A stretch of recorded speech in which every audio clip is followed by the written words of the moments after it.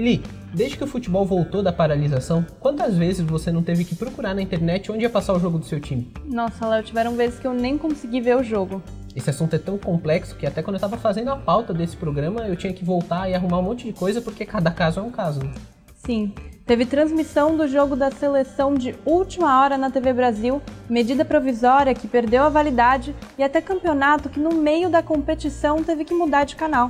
Tudo parece que para dificultar a vida do espectador. E para entender melhor esse assunto, eu conversei com Anderson Gurgel. Ele é pesquisador de marketing esportivo e autor do livro Futebol S.A., a economia em campo. E também, para entender melhor os impactos disso tudo na grade de programação dos canais esportivos, a gente conversou com o João Palomino, que é jornalista e diretor de conteúdo da Live Sports. E você, torcedor, vai acompanhar tudo, em todas as suas emoções, sabe aonde? Quê? Agora no SBT, amigo. E pode isso, Arnaldo? Libertadores é aqui, quer dizer, é ali, é lá.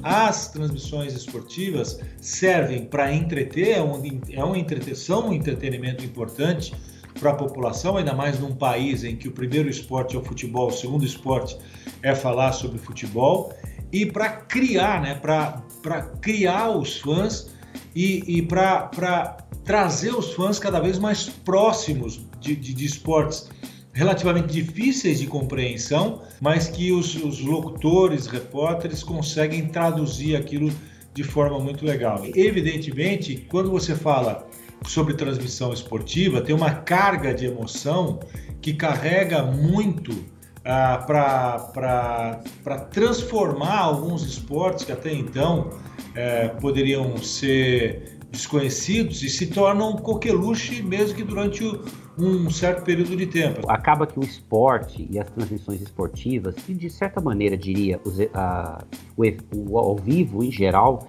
ele acaba hoje tendo muito apelo, porque esse ao vivo, quando exclusivo, ele faz com que a TV resgate pessoas que no dia a dia não estão vendo mais TV. Então uma final de um campeonato, uma Copa do Mundo, ele consegue trazer nessas ocasiões, ou mesmo jornalismo, né? Uma situação extrema que está acontecendo, as pessoas querem se informar, elas ligam a TV. Às vezes a pessoa fica a semana inteira sem ligar a TV e liga por causa do jornal, por causa de um jogo de futebol. Então a TV vê hoje o ao vivo como estratégico, porque ele é um diferencial que o streaming, por exemplo, não alcançou ainda bem, não está bem resolvido. Nos estádios, a Globo está pronta para ser os olhos e ouvidos de todas as torcidas, para trazer de volta a emoção das quartas e domingos. Eu acho que as emissoras deveriam exercer esse entendimento de que quando você cede as imagens dos gols, de alguns melhores momentos, você está incentivando as pessoas a procurarem aquela informação e você, de uma certa forma, está valorizando o próprio conteúdo que você tem, você está valorizando o próprio conteúdo que você comprou, o direito que você tem. Então isso faz parte de um ecossistema que você cria exatamente para criar um atrativo, para permitir um atrativo maior para o seu conteúdo. A cobertura jornalística do esporte passa por uma série de questões legais. Só que o esporte ele é um conteúdo à parte, quer dizer, a transmissão esportiva ela funciona como um conteúdo que tem valor jornalístico. Se você, enquanto veículo jornalístico, tem acesso a esse conteúdo, fica muito mais fácil o seu trabalho. Em alguma medida, quando você não tem acesso, então, por exemplo, a Globo agora em relação à Libertadores, ela não é mais, não vai ter mais direito ao acesso de transmissão, consequentemente, ela vai depender da distribuição para a divulgação à imprensa dos melhores momentos do jogo, de um momento ou outro da partida, para poder divulgar.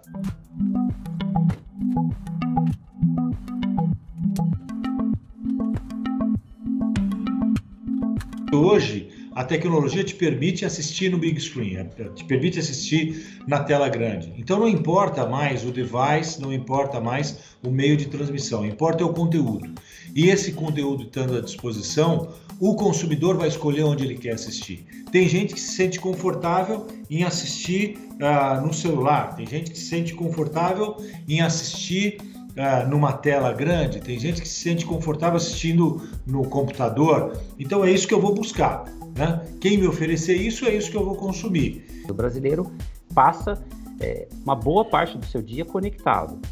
E se ele está conectado, consequentemente no celular, se ele está em redes sociais, isso facilita bastante quando você oferece esse conteúdo esportivo já nessas plataformas. Então, você já está conectado, por exemplo, no Facebook, e de repente começa o horário de transmissão de um jogo, você tem uma facilidade de adesão, principalmente de um público que já não está mais regularmente assistindo televisão. E aí a rede social ela acaba fazendo com que uma informação que às vezes na TV fica mais segmentada em grupos que ainda frequentam a TV com regularidade, isso ganha um público que até já está mais alheio. Então, quando esse conteúdo esportivo vai para redes sociais, ele chega, por exemplo, a novas gerações que têm muito pouco hábito de consumo de televisão. Assim como a rede social, ela concorre com você pelos mesmos direitos, você pode se utilizar delas também para divulgar o direito que você tem, para informar para as pessoas que direito você tem e fazer uma cauda longa desses direitos, fazer um pós-jogo dentro das redes sociais que chame a atenção e crie nas pessoas a percepção de que você está conectado àquele direito. O termo que usualmente se ouve em reuniões que tenham lá representantes das redes sociais e também emissoras de televisão é frenemy, quer dizer, o teu amigo é também teu inimigo, né? O teu parceiro é também teu concorrente, e como conviver nesse meio é que é o grande desafio. Hoje é muito importante a exclusividade do jogo, para você oferecer um diferencial para o seu consumidor, mas a exclusividade do campeonato, muitas emissoras não têm sido capazes de bancar essa exclusividade. Então, você pode distribuir também esse conteúdo para as redes sociais.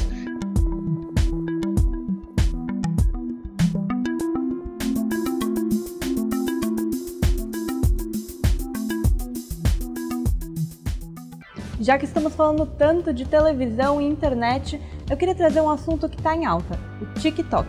Nunca usei, sabia? Nunca? Nem as dancinhas? Nunca usou? Não, nada. Bom, essa plataforma está ganhando cada vez mais relevância e até os canais de televisão estão começando a usar o TikTok. Mas esse aplicativo não é o único que é utilizado entre as emissoras, né, Eli?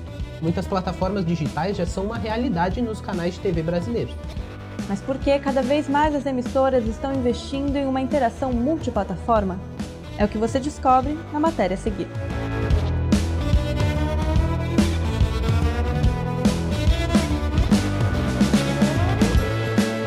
Hoje as emissoras elas têm o desafio de muitas vezes acompanhar as práticas dos telespectadores, que vão às vezes muito mais à frente do que o próprio planejamento da emissora. Então as emissoras, na verdade, elas começam a aprender com os próprios telespectadores a como criar formatos mais interativos, a como criar formas de colocar esse telespectador dentro da programação, de fazer com que esse telespectador contribua com a condução desse programa.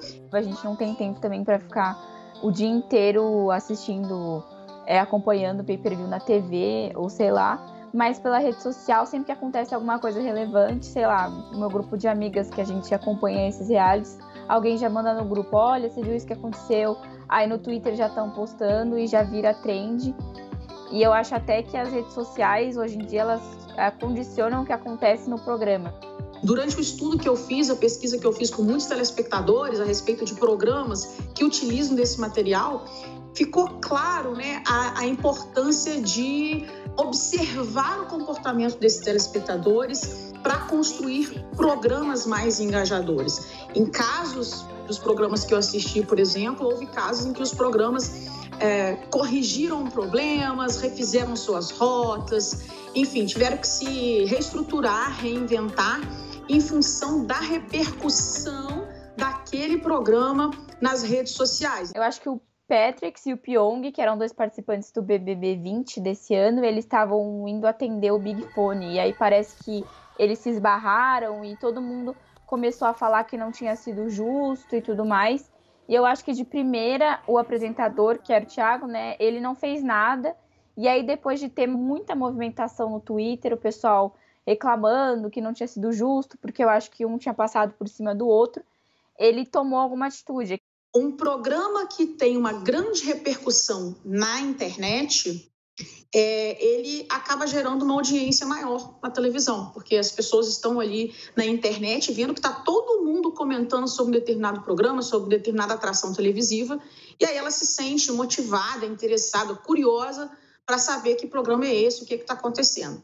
Então não é simplesmente quantas pessoas estão ligadas na televisão, é quantas pessoas estão ligadas na televisão e estão usando ferramentas de social. Isso acaba nessa totalidade, você consegue entender o quanto é um conteúdo de sucesso, esteja ele na TV ou apenas no social, né? Você tem cada vez mais diferentes agentes influenciadores de números para dizer se aquilo é um programa bom ou não, se é um programa que ganha uma segunda edição, se é um programa que pode abrir mais espaços publicitários, mais cotas de patrocínio. Mas o fato é, esses antigos formatos não significa que eles vão ficar obsoletos, significa que eles precisam se adaptar e entender como trabalhar com esses novos recursos. Acho que as emissoras estão percebendo que você precisa saber trabalhar junto com as redes.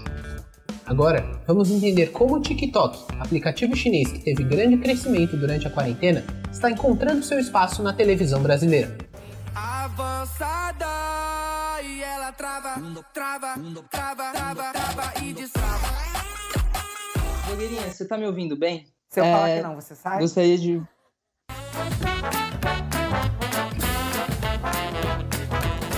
Gente, vamos lá correndo fazer esse jornal logo, que hoje tem a estreia da Fazenda 10h30, hein?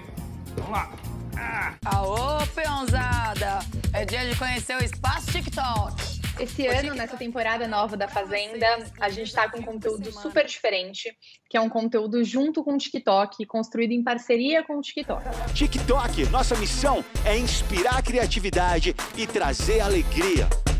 Em geral, a gente percebe que os reality shows, os programas esportivos, os programas de auditório são programas que acabam tendo uma repercussão maior. São programas que acabam gerando uma participação maior em função da própria conexão e identificação dos telespectadores com as situações. São situações mais emocionais, são situações que lidam com as relações humanas. Eu quero esclarecer o que aconteceu ontem da Raíssa. Eu acho super legal, porque TikTok é uma coisa muito dinâmica. Então, eu achei que é uma forma que aproxima mais os participantes da gente aqui de fora, porque é uma coisa a mais que passa da TV, né? Então, e além disso, é super engraçado, eu dou muita risada. Um que eu gostei muito foi um Grave Porque o Como Você Ficou Famoso. Então, por exemplo, o Lípido de Férias com Ex, ele gravou saindo da piscina.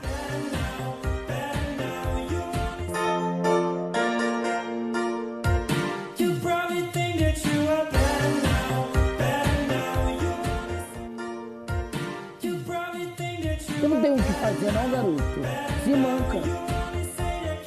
Uma coisa que é muito legal do TikTok é que a gente consegue ter a maior ação de engajamento da plataforma, são as redublagens, né? São as pessoas reinterpretando aqueles momentos. E a gente percebe ali um público muito jovem, principalmente nesse engajamento mais rico, né? Que é o engajamento, a pessoa se disponibilizou a regravar a cena. Agora, pra você, ele nem existe. Ele nem existe. Ele tratou você que nem lixo. Você vai tratar ele que nem lixo. Eu comecei a gravar TikTok nessa quarentena. E eu comecei a fazer assim, pra passar o tempo e me divertir. E também pra assistir dos outros. E aí, com o tempo, eu percebi que eu fui viralizando. E meu número de seguidores, de visualizações, começaram a crescer muito, muito rápido. E foi aí que eu percebi que o TikTok é muito diferente do Instagram, por exemplo. Porque o TikTok, ele não entrega seus vídeos só para os seus seguidores. Ele entrega para pessoas do mundo inteiro, se seu vídeo for bom. Uma foto com amante, se não vai babar. O que o TikTok está fazendo, que eu acho muito legal, é esse incentivo à comunidade de produção de conteúdo. Tanto é que o que as marcas estão fazendo, eles pegam ali o conteúdo que é produzido dentro do TikTok, eles tiram do TikTok para projetar em outros lugares. A criação do conteúdo acontece dentro do TikTok. E o TikTok é uma plataforma que a gente começou a trabalhar muito recentemente. Nosso primeiro case com eles foi com o Jornal da Record. Super pioneiro também, um case que a gente adora. A ideia de ter um perfil do Jornal da Record no TikTok veio dos estagiários do programa. Ou seja, de mais de dentro da redação, impossível. E o que a gente percebe é que tem espaço sim para conteúdo jornalístico também nessa plataforma. O que a gente precisou adaptar foi a linguagem. A gente apresenta de uma maneira diferente, mas a gente percebe que tem espaço. O que a gente precisa sempre, e talvez esse seja o maior desafio, mas também a parte mais legal, é a gente adaptar e entender o conteúdo do programa, a mensagem que ele precisa passar, o que a gente precisa, né, enfim, entregar para o público e adaptar isso às mais diversas plataformas. Bial. Bial. Bial. Pô, se fosse Thiago Leifert ainda ia, mas Bial. Você largaria a Rede Globo e iria para uma outra emissora para ganhar 10 vezes mais? De verdade, não. Claro, né? Eu não sou maluca, tenho 3 filhos para criar. As pessoas não vão acessar conteúdo mais simplesmente no sofá, na frente da televisão. Elas podem acessar de diferentes jeitos dentro da sua jornada. O grande X da questão é identificar, né? Identificar como é que eu falo com a pessoa, com o tipo de pessoa, com o tipo de público dentro da sua jornada e como é que eu penso esse ecossistema de conteúdo funcionando em volta disso. Então, é uma tendência sim, é uma tendência que não é de agora, eu acredito que só vai se intensificar e acho que a parte mais legal da brincadeira a partir de agora vai ser justamente explorar as mais diversas plataformas da maneira mais criativa possível, com os mais diversos conteúdos capitaneando essa criação.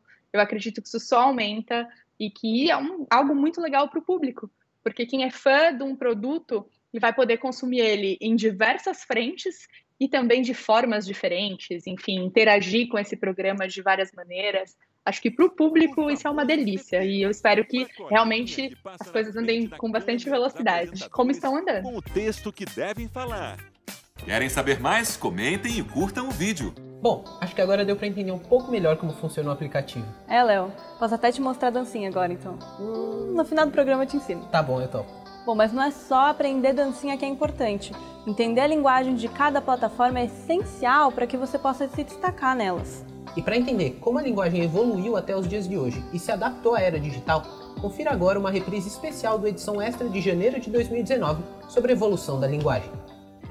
Você já se perguntou se a linguagem que a gente utiliza hoje está melhorando ou piorando a nossa relação com os outros?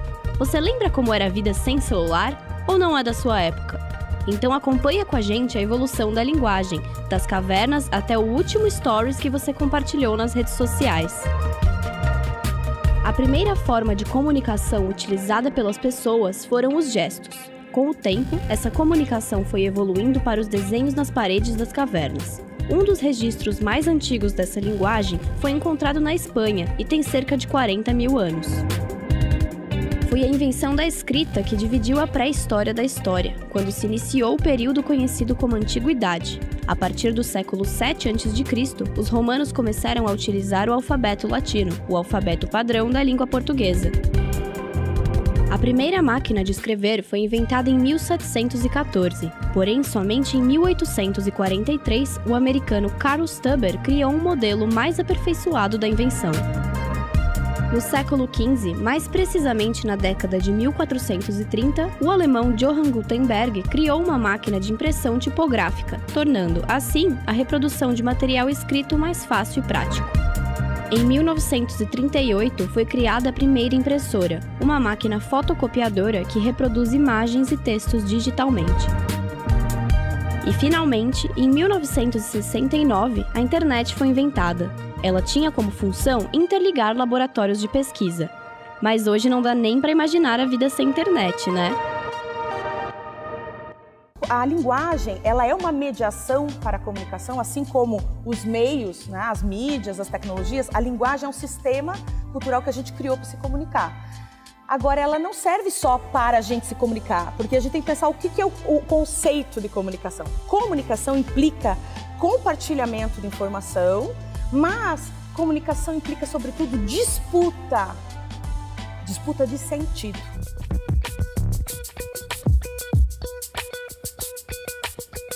Com relação à evolução das linguagens, a gente tem, quando a internet nasce, o HTML, que era uma inscrição, uma marcação de linguagem apenas de texto, surgem os emoticons.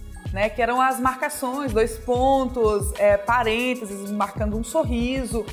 E essa linguagem foi evoluindo e as pessoas começaram a usar muito esses emoticons, esses recursos, pelo próprio teclado. Essas linguagens evoluem para os emojis. Os emojis são imagens já pré-configuradas que vão representar emoções. O emoji tem 2 características muito boas. Primeiro, ele tem uma variedade muito grande. Nos últimos 20 anos a gente deixou de ver o emoji só como uma carinha feliz ou triste, agora você tem praticamente todos os símbolos que você precisa para mandar uma mensagem de maneira rápida. E ao mesmo tempo, o emoji sintetiza uma quantidade muito grande de informação num único desenho. Essas 2 características fazem do emoji um complemento muito legal para a linguagem escrita e, ao mesmo tempo, uma substituição ou uma maneira da gente também juntar várias informações numa única imagem. As diferentes linguagens, elas servem para diferentes momentos. E não adianta eu querer transformar uma coisa na outra, porque eu acabo perdendo um pouco da mensagem. Se eu quiser falar com alguém, me comunicar só por emoji, eu vou ter problemas. Assim como se eu ficar falando com alguém só na linguagem verbal, ela fica chata, ela fica monótona. O que está em jogo nessa questão dos emojis? Mais do que algo que eu me represento, uma carinha feliz, uma carinha triste, um cachorrinho, um gatinho, um cocôzinho, para representar, elas estão ali para representar emoções. Por quê? O espaço das palavras muitas vezes não é capaz de representar o que eu quero dizer. Eu não vou. É uma coisa. Eu não vou em um sorriso tem um sentido, tem um significado. Eu não vou em uma carinha triste tem outro significado. Então, para evitar até ruídos na comunicação, de textos mal interpretados, olha, eu não estou ali com a minha expressão corporal, eu não estou ali com o meu olhar, eu não estou ali com os meus gestos para dar o sentido daquilo que eu escrevi, né? Então, o uso desses emojis, ele passa a ser para atribuir sentido emocional. Vamos lembrar que toda linguagem acompanha as mudanças dentro da sociedade. A partir do momento que eu tenho uma sociedade mais plural, mais distribuída, na qual vários grupos vão também querer se sentir representadas e representados, é meio que consequência que as linguagens, todas elas, acabem acompanhando essas mudanças. Assim como na linguagem verbal, a gente vem, ao longo dos últimos 20 anos, mudando o sentido de algumas palavras, acrescentando outras, deixando de usar algumas que a gente percebeu que eram ofensivas, também, dentro do espectro dos emojis e de toda a linguagem das imagens, a gente percebe essa diversidade, esse pluralismo, chegando nessas mídias, ou melhor, chegando nessas linguagens, aparentemente para ficar, justamente para mostrar, olha, eu sou de outros grupos, mas eu também encontro nesse emoji a minha representação e a minha forma de me comunicar. E poucas coisas são mais importantes na linguagem do que a gente sentir essa identificação, porque a linguagem é um dos pontos fundamentais da nossa identidade. E, portanto, se eu consigo me sentir representado por uma linguagem, em uma linguagem, há uma chance muito maior de eu conseguir interagir com outras pessoas utilizando essa linguagem. As mudanças de linguagem e as mudanças tecnológicas, elas estão interrelacionadas. A sociedade se transforma, quando a sociedade se transforma, ela demanda transformações de linguagem e tecnologia. E aí, quando vem à tona essas transformações de linguagem e tecnologia, muda de vez a nossa vida social. É uma relação dialética entre tecnologia e cultura, linguagem como produto cultural dessa interação. O Edição Extra fica por aqui. Se você quiser assistir ao programa novamente ou conferir alguma edição passada, é só acessar o YouTube da Faculdade Casper Libero. Se você quiser conferir outros conteúdos produzidos pelos alunos da faculdade, é só entrar no Instagram da Rádio Gazeta Online, @RádioGazeta1. A gente se vê no primeiro domingo do mês que vem, aqui na TV Gazeta, às 11h30 da noite. Tchau e até o próximo programa.